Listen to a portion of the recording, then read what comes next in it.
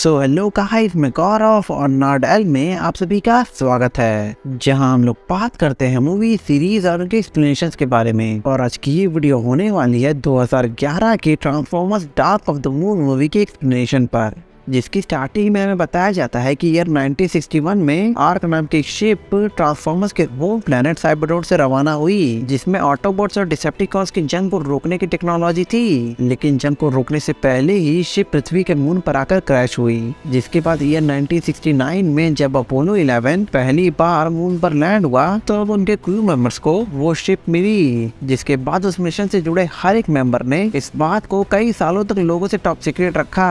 So guys, इसी के बाद स्टोरी शिफ्ट होती है और हम प्रेजेंट टाइम में आते हैं, जहां ऑटोबॉट्स यूएस मिलिट्री के साथ मिलकर चेरनोबिल शहर में जाते हैं, जहां उन्हें एक एलियन टेक्नोलॉजी मिलती है। और उस टेक्नोलॉजी को देखकर ऑप्टिमस सोचने लगता है कि ये टेक्नोलॉजी यहाँ पृथ्वी पर कैसे, क्योंकि ये टेक्नोलॉजी आर्क शिप का एक फ्यूल सेल था। लेकिन तभी उन पर शॉकवेव नाम के डिसेप्टिकॉन अटैक करता है और सब कुछ तबाह करके वहां से भाग जाता है। लेकिन इधर ऑप्टिमस मून के उस टॉप सीक्रेट मिशन के बारे में जान जाता है और सीधे मून पर पहुंचता है, जहां आर्क शिप में उसे सेंटिनल प्राइम की कोमाटोस बॉडी मिलती है, जो ऑप्टिमस से पहले ऑटोबॉट्स के लीडर थे। और उन्होंने कुछ पिलर्स बनाए थे जिनका काम था स्पेस ब्रिज के जरिए किसी भी चीज को एक प्लेनेट से दूसरे प्लेनेट पर ट्रांसफर करना। जिसके बाद जब ऑप्टिमस सेंटिनल की बॉडी को अर्थ पर लाता है तो मैट्रिक्स ऑफ लीडरशिप के जरिए वो सेंटिनल को फिर से जिंदा करता है और सेंटिनल से ऑटोबॉट्स को फिर से लीड करने के लिए कहता है। जिसके बाद इधर हम सैम बिटवीकी को देखते हैं, जो ग्रेजुएट हो चुका है और अपने लिए एक नौकरी ढूंढ रहा है। वैसे मिकेला के साथ सैम का रिलेशनशिप अब टूट चुका है और अब उसकी नई गर्लफ्रेंड है कार्ली स्पेंसर, जो एक बहुत बड़ी कार कंपनी में काम करती है। लेकिन कार्ली के बाद डिलन का उसकी तरफ अट्रैक्शन सैम को बिल्कुल नहीं पसंद। वैसे कंपनी में जॉब पाने के बाद सैम एक अच्छे एम्प्लॉय की तरह काम कर रहा था। लेकिन तभी उसी कंपनी में सैम की मुलाकात जेरी बैंक से होती है, जहाँ जेरी सैम को आर्क शिप के बारे में बताता है। लेकिन तभी लेजर बीक नाम का एक डिसेप्टिकॉन जेरी को बिल्डिंग से नीचे गिराकर मार देता है। जिसके बाद सैम सेमर सीमल से कांटेक्ट करता है, जहां उन्हें पता चलता है कि मैकेड्रॉन और उसके डिसेप्टिकॉन्स उन लोगों को मार रहे हैं जिनका कनेक्शन यूएस और रशिया के मून मिशन के साथ था। और इसी बीच सैम और सिमल्स दो बचे हुए रशियन कॉस्मोनॉट से मिलते हैं, जहां वो रशियंस मून की कुछ फोटो सैम और सिमल्स को दिखाते हैं, जिसमें मून पर 100 से भी ज्यादा पिलर्स दिख रहे थे। लेकिन जब ऑटोबॉट्स मून पर गए तो वहाँ सेंटिनल की बॉडी के साथ सिर्फ उन्हें 5 पिलर्स मिले,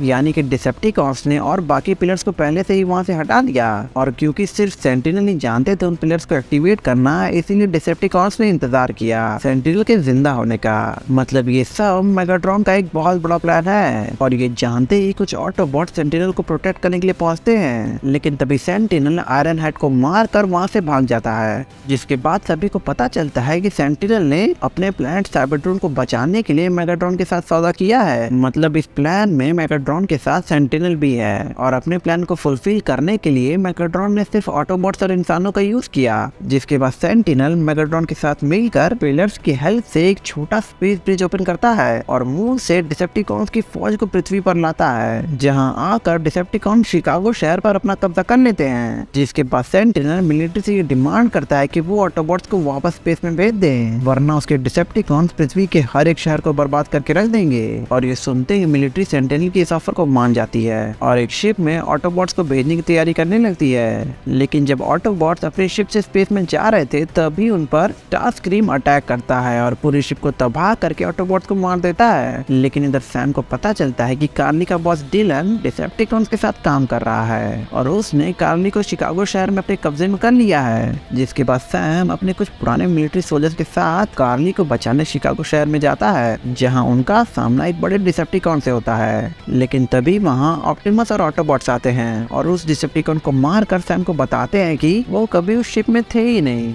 बल्कि डिसेप्टिकॉन्स को गुमराह करने के लिए ऑटोबॉट्स ने सिर्फ मरने का नाटक किया। जिसके बाद ऑटोबॉट्स की मदद से सैम कार्ली को बचा लेता है। लेकिन इसी में डिलन डिसेप्टिकॉन्स को बता देता है कि ऑटोबॉट्स अभी जिंदा है। और ये सुनते ही मेगाट्रॉन अपनी फौज से पिलर्स को प्रोटेक्ट करके ऑटोबॉट्स पर अटैक करने के लिए कहता है। लेकिन इधर सेंटिनल अपने पिलर्स को एक्टिवेट करके पूरे साइबरट्रॉन को पृथ्वी पर ट्रांसफर करने का काम शुरू करता है, ताकि पृथ्वी को पूरी तरह से साइबरट्रॉन में ट्रांसफॉर्म कर सके। लेकिन पृथ्वी को बचाने के लिए ऑटोबॉट्स डिसेप्टिकॉन से लड़ने लगते हैं और इस लड़ाई में साउंड वेव, शॉक वेव और स्टार स्क्रीम जैसे डिसेप्टिकॉन्स मारे जाते हैं। और फिर ऑप्टिमस एक फ्लाइंग सूट पहनकर आता है और सीधे मेन एक्टिवेशन पिलर को शूट करके गिरा देता है, जिससे स्पेन ब्रिज रुक जाता है। और फिर ऑप्टिमस सेंटिनल को फाइट के लिए चैलेंज करता है, जहां सेंटिनल ऑप्टिमस का एक हाथ उखाड़ कर उसे हरा देता है। लेकिन तभी कार्ली मेगाट्रॉन के पास आती है और उससे कहती है कि अब मेगाट्रॉन वीक हो चुका है, इसीलिए डिसेप्टिकॉन्स का नया लीडर सेंटिनल बनेगा। जिसे सुनकर मेगाट्रॉन गुस्से में सेंटिनल को शूट करके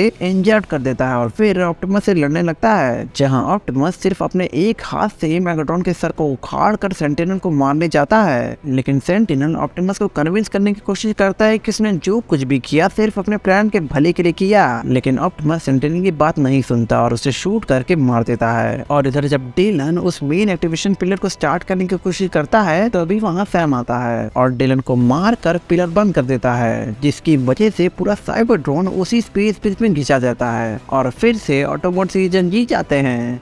so guys, transformers dark of the moon की कहानी यहीं तक थी। वैसे अगली वीडियो में हम लोग ट्रांसफॉर्मर्स के पार्ट 4 की बात करेंगे, इसीलिए चैनल को सब्सक्राइब करके जरूर रखना। तब तक के लिए मिलते हैं आपसे एक नए वीडियो में।